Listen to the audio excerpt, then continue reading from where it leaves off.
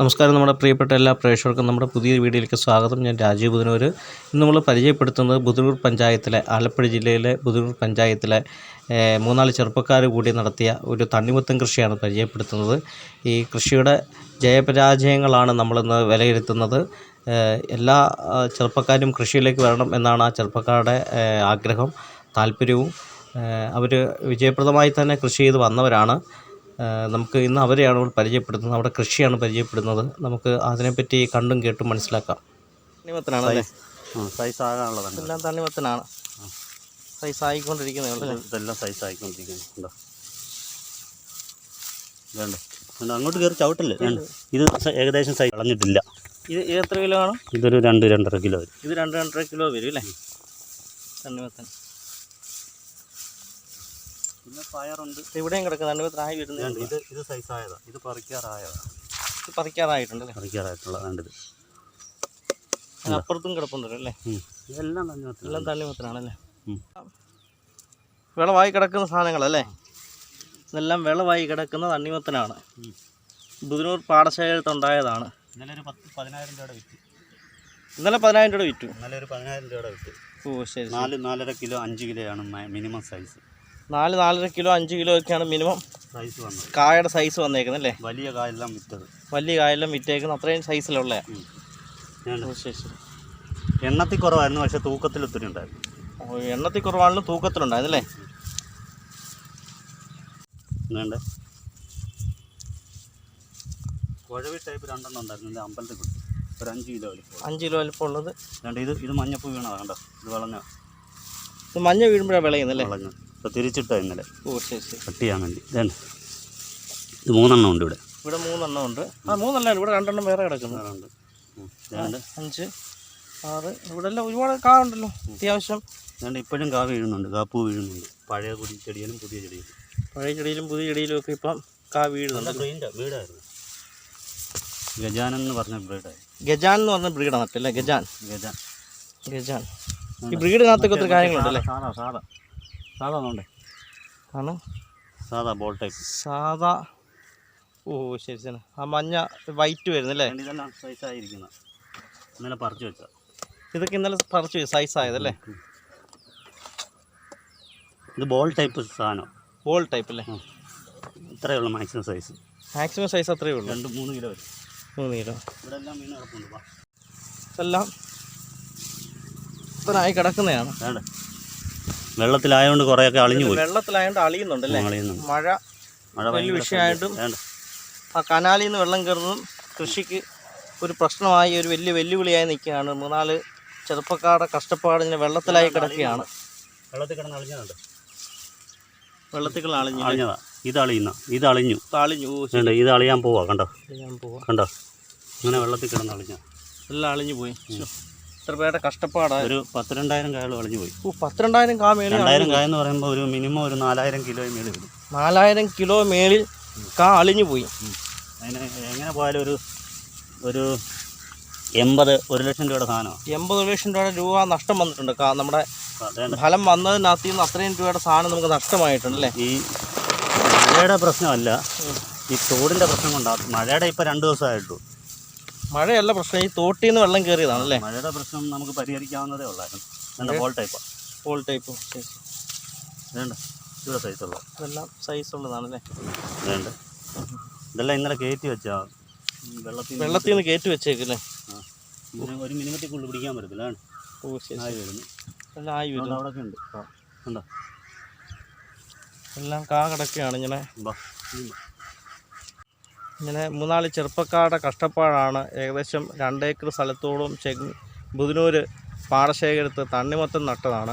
അത് വിജയപ്രദമായിരുന്നു. പക്ഷേ കാലാവസ്ഥ പ്രതികൂലമായി വന്നപ്പോഴത്തേന് കനാലിൽ നിന്ന് വെള്ളം വന്ന് ഊറ്റിറങ്ങുകയും ചെയ്തപ്പോഴത്തേന് തണ്ണിമത്തൻ ഏകദേശം 1 ലക്ഷം രൂപ മേലുള്ള തണ്ണിമത്തൻ അളിഞ്ഞു പോയിരിക്കുകയാണ്. എല്ലാം നന്നായിട്ട് സക്സസ് ആയി വന്നതായിരുന്നു. നല്ല കായ്ഫലമുള്ള ആയിരുന്നു. നല്ല ബ്രീഡാണ് നട്ടത്.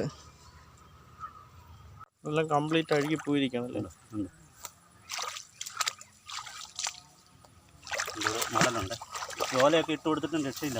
ഓലയൊക്കെ ഇട്ട് കൊടുത്ത് വെള്ളത്തെ സംരക്ഷിക്കാൻ അല്ല കളയാനായിട്ട് നോക്കിയിട്ടും വെള്ളത്തോടെ കെട്ടി കിടക്കുകയാണ്. വെള്ളം കയറിയിട്ട് അഴുകാൻ തുടങ്ങുക. വെള്ളം കയറി അഴുകുകയാണ്. ഇതെല്ലാം കായൊക്കെ ഇങ്ങനെ കിടക്കുകയാണ്. ഇപ്പോൾ ഒരു ഏകദേശം 1 ലക്ഷം രൂപ മേളിൽ കാ നഷ്ടമായി. ഇപ്പോഴും പൂ പഴയ ചെടിയെ പൂ വന്നിട്ട് കായ ആയിക്കൊണ്ട് കാപ്പൂ ഇപ്പോഴും വരുന്നു. കാപ്പൂ വന്നുകൊണ്ടിരിക്കുകയാണ് അല്ലേ? നല്ല ബ്രീഡായിരുന്നു. ഏത് ബ്രീഡായിരുന്നു ശരിക്കും? ഗജാനൻ എന്ന് പറഞ്ഞു. ഗജാൻ എന്ന് പറഞ്ഞാൽ കിരൺ വെറൈറ്റിയിൽ കിരണിന് വന്നിട്ട് ഗജാനൻ എന്ന് പറഞ്ഞു. ഓ ശരി. കണ്ടോ ഇങ്ങനെ തണ്ട് കിടന്നാൽ അഴുകും. കണ്ടോ ഇങ്ങനെ വെള്ളത്തിൽ തണ്ട് കിടന്നാൽ അഴുകും. ഇതൊക്കെ ഇപ്പോൾ വന്ന കായ അല്ല, ഈയിടെ വന്ന കായാണ്. ഒരു കാ വരുന്നു. ഈ വെള്ളത്തിൻ്റെ ശല്യം കാരണം വേണ്ട ഇത് പോകാറായി. ഓ ശരി, അഴുകുക. കാ അഴുകുകയാണ്. ഉണ്ടോ ഇത് ഇതിൻ്റെ തലപ്പ ചവിട്ടില്ല. അതുകൊണ്ട് അതൊക്കെ ഇതേണ്ട കാപ്പൂ തേണ്ടി ഇപ്പോഴും വരുന്നുണ്ടെന്ന് പറയാൻ കാര്യം പഴയ ചെടിയെ വരാനുണ്ടെന്ന് പറയാൻ കാര്യം. കണ്ടോ എന്നിട്ട് എല്ലാം വെള്ളക്കെട്ട് കാരണം നഷ്ടമായിക്കൊണ്ടിരിക്കുകയാണ്. 3-4 ചെറുപ്പക്കാരുടെ കഠിന അധ്വാനവും സ്വപ്നങ്ങളുമാണ് ഈ കാണുന്നത്. രണ്ടാമത്തെ മാസം 60 ദിവസമായിരുന്നു. 60 ദിവസമായി അല്ലേ? ഇന്നലെയാണ് ഒരു വിളവെടുപ്പ് നടത്തിയത്. നടത്തിയത്. കാ വരുന്നുണ്ട്. കണ്ടേ വേണ്ട കാ വരുന്നു. ശരി, വേണ്ട ഇവിടെയൊക്കെ കായുണ്ട്. എല്ലാം കായുണ്ട്. കായെല്ലാം വെള്ളത്തിൽ 5-6 കാ വരും. എല്ലാം കാ വന്നുകൊണ്ട് ഒരു ചെടി രണ്ട് തലപ്പ ചോട്ടില്ല. വേണ്ട ഇത് പുതിയ കാ വന്നുകൊണ്ടിരിക്കാണ്ട്. പുതിയ കാ. ഓ പുതിയ കാ വന്നു. കാ കിടപ്പുണ്ട്. അതെല്ലാം കാ കിടക്കുക. വേണ്ട ഉണ്ടോ? അതുകൊണ്ട് അതെല്ലാം കായ. എല്ലാം കായാണ്. ഈ പറയുന്ന എല്ലാം ഈ കാണുന്ന എല്ലാം കായ. കായ കിടക്കുന്ന എല്ലാം കായ. ഇങ്ങോട്ടെല്ലാം വേണ്ട എല്ലാം കായ. ഇതൊക്കെ ഇനി രണ്ടാം വിളവെടുപ്പിന് നമുക്ക് കിട്ടണം. കിട്ടിയില്ലെങ്കിൽ വെള്ളം കയറിയാൽ പോയി. രണ്ടാം വിളവെടുപ്പിന് ഇത് കിട്ടണം. ഈ ഇപ്പം ശേഷിക്കുന്ന കായെല്ലാം എങ്കിലും നമുക്ക് ഒരുമാതിരി എങ്കിലും ഒന്ന് പിടിച്ചു നിൽക്കാൻ പറ്റും. എനിക്ക് മാത്രമേ അത്യാവശ്യം ലാഭകരമായെന്നോ അല്ലെങ്കിൽ മുടക്കുമുതൽ കിട്ടിയെന്നോ ഒക്കെ പറയാൻ പറ്റത്തുള്ളൂ അല്ലേ? വേണ്ട ഇത് ഇപ്പോൾ ഇങ്ങോട്ട് കയറ്റി വെക്കാം. ഇതൊക്കെ എന്ത് ചെയ്യും? ഇതൊക്കെ ഇങ്ങനെ പാവത്തങ്ങൾ കഷ്ടപ്പെട്ടുകൊണ്ടിരിക്കുകയാണ്. വേണ്ട ഇവിടെ കാ കിടപ്പുണ്ട്. ചോട്ടില്ല. ഇല്ല. എന്താണ് എല്ലാം കായ.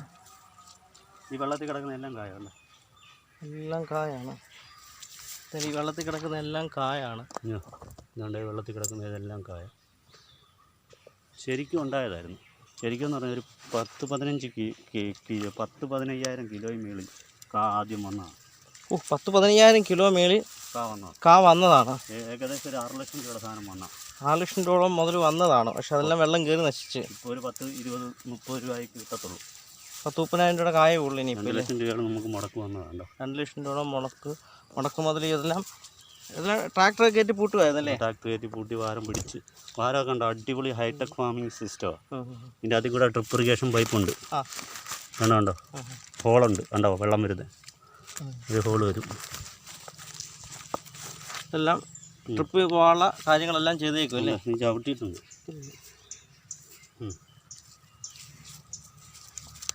ഇതൊക്കെ ഇനി വിളവാകാൻ കിടക്കുന്ന കാകളാണ്. എല്ലാം വിളവാകാൻ ഈ വെള്ളക്കെട്ട് ഒഴിവായാലും ഇതൊക്കെ വിളവാകത്തുള്ളൂ. ഇല്ലെങ്കിൽ അളിഞ്ഞു പോകും. ഇതൊക്കെ ആയി വരുന്ന പരുവായിക്കൊണ്ടിരിക്കുകയാണ്. തിരിച്ചിട്ട ഇന്നലെ വേണ്ട ഇവിടെയൊക്കെ വെള്ളം കിടക്കുന്നുണ്ട്. എല്ലാം വെള്ളം വെള്ളത്തിൽ കിടക്കുകയാണ് കായെല്ലാം. ഇങ്ങോട്ടെല്ലാം കായ എല്ലാം ഈ വെള്ളം ഉള്ളത് കൊണ്ട് തലപ്പ ചവിട്ടല്ലേ.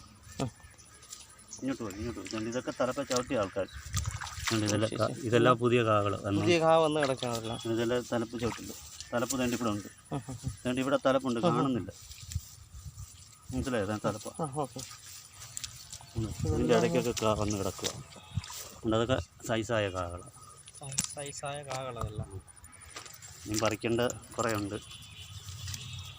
വേണ്ട ഇല്ല കുഴവീട് കൂട്ടായതാണ്. ഇല്ല കുഴവീട് കൂട്ട് വരുന്ന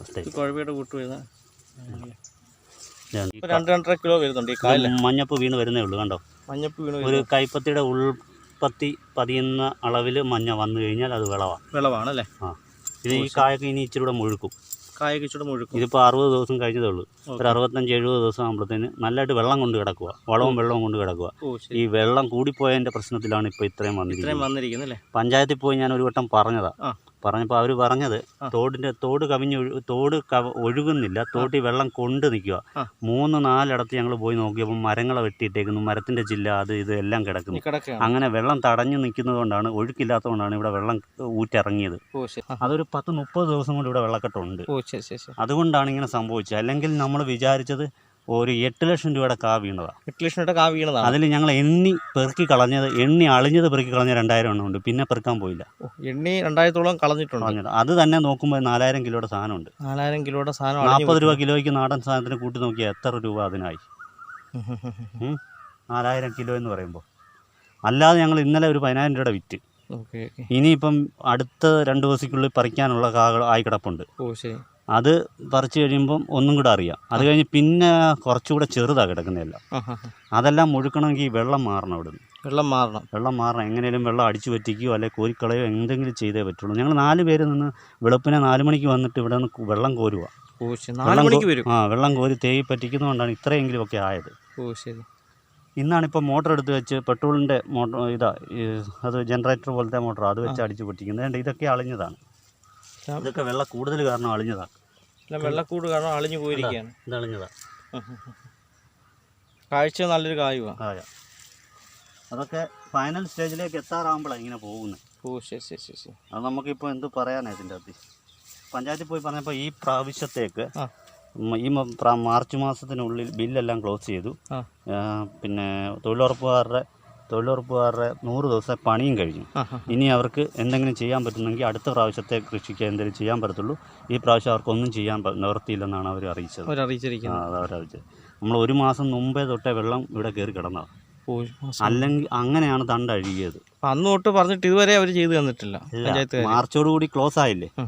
അപ്പോൾ അതുകൊണ്ട് മാർച്ച് 18 ക്ലോസ് ആയി. അതിന് ശേഷം നമ്മൾ പറയുന്നത് ബില്ലെല്ലാം ക്ലോസ് ആയി, എല്ലാം പോയി എന്ന് പറഞ്ഞു. എങ്കിലും പഞ്ചായത്തിൽ ചെറിയ എന്തെങ്കിലും സഹായങ്ങൾ ചെയ്യാൻ പറ്റുമായിരിക്കാം. പക്ഷേ ശ്രമിച്ചില്ലാന്ന് തോന്നുന്നു. ശ്രമിച്ചില്ലാത്തതുപോലെയല്ല, ശ്രമങ്ങൾ അവരുടെ ഭാഗത്തു നിന്നുണ്ട്. അവരാണ് വന്ന് ഇവിടെ അരി ഇട്ട് തന്നത്. അരി കുത്തി തന്ന ആ വീഡിയോ കാണിച്ചില്ലായിരുന്നു. ഇത് വിളവെടുക്കാറായ കായ. ഇതൊരു 3.5 കിലോ വരും. എന്നുവെച്ചാൽ ഇപ്പം നമുക്ക് കാ നോക്കി തൂക്കം പറയാൻ പറ്റുന്നത് അത് നല്ലതായിട്ട് എക്സ്പെരിമെൻ്റ് ചെയ്തതുകൊണ്ടാണ് ഞാൻ പറയുന്നത്. ചുമ്മാ അത് പറയുന്നതല്ല, നമ്മൾ സ്ഥിരമായിട്ട് ഇപ്പോൾ ചെയ്യുന്നതുകൊണ്ടാണ്. കാ നോക്കിയിട്ട് അതിൻ്റെ തൂക്കം വെയിറ്റ് കറക്റ്റായിട്ട് പറയാൻ പറ്റും.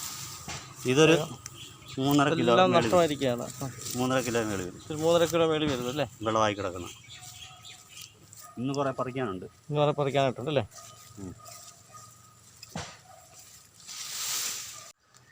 നമ്മൾ ഒരു 3-4 സുഹൃത്തുക്കൾ കൂടിയാണ് ഈ ഒരു കൃഷി ആരംഭിച്ചതെന്ന് കേട്ടു. തണ്ണിമത്തൻ കൃഷിയാണ് പ്രധാനമായിട്ടും അല്ലേ? അതെ. തണ്ണിമത്തനെ, വെള്ളരിയും ചീരയും ഞങ്ങൾ ഇത്രയും കൂടെ ചെയ്തത്. ഞങ്ങൾ കൂട്ടായ്മയായിട്ട് 3-4 പേരുണ്ടെങ്കിലും നല്ല രീതിയിൽ ചെയ്തതാണ്. പക്ഷേ ആദ്യമത്തെയൊക്കെ നല്ല വിജയം കണ്ട് വന്നതാണ്. പക്ഷേ ഇപ്പോഴത്തെ സാഹചര്യത്തിൽ നല്ലപോലെ കാര്യങ്ങളൊക്കെ വീണതായിരുന്നു. പക്ഷേ അതിന് ഇച്ചിരി ഡൗൺ പറ്റിയൊക്കെ മഴ പെയ്ത് വെള്ളമൊക്കെ ആയി. ഭാരത്തിലെല്ലാം വെള്ളം, കായൊക്കെ അളിഞ്ഞു. ഇപ്പം മറ്റൊരാൾ കയറി വന്ന് കണ്ടിട്ട് പറഞ്ഞ് കനാല് വെള്ളവും മഴ പെയ്ത്തൂടെ ആയപ്പോഴത്തേക്ക് റെഡിയായി. നല്ലപോലെ വെള്ളമായി. പിന്നെ നല്ലപോലെ കാ വീണതാണ്. നമ്മൾ ഈ കൃഷിക്കകത്ത് ഞാൻ പറയും 22ാമത്തെ ദിവസം ശരിക്ക് കാ കണ്ടിട്ട് ഞങ്ങൾ അങ്ങ് അതിശയിച്ചു പോയി. അതുപോലെ കൃഷി കയറി വന്നതാണ്. പക്ഷേ ഇപ്പോൾ ഇതെല്ലാം കാലാവസ്ഥ പ്രതികൂലമായപ്പം തിരിച്ച് ശരിക്കും അടിച്ചു കളഞ്ഞു. ഭയങ്കര ഇതായിപ്പോയി. നല്ല രീതിയിൽ കായും കാര്യങ്ങളും ഒക്കെ വീണതാണ്. നമ്മളൊരു 8-9 ലക്ഷം രൂപയുടെ പ്രതീക്ഷിച്ചൊക്കെ നിന്നതാണ്. എല്ലാവരുടെയും ബുദ്ധിമുട്ടും പ്രയാസമൊക്കെ മാറുമെന്നൊക്കെ വെച്ചിട്ട് 4 പേരും ബുദ്ധിമുട്ടൊക്കെ ഉള്ളവർ തന്നെ. പിന്നെ കൃഷി എന്ന് പറഞ്ഞ ഒരു കൃഷി നമ്മളെ ഇൻട്രസ്റ്റിംഗ് ആയിട്ടല്ല വന്നത്. അതെ. ഇനി നമ്മൾ അടുത്ത പ്രാവശ്യം ചെയ്യും.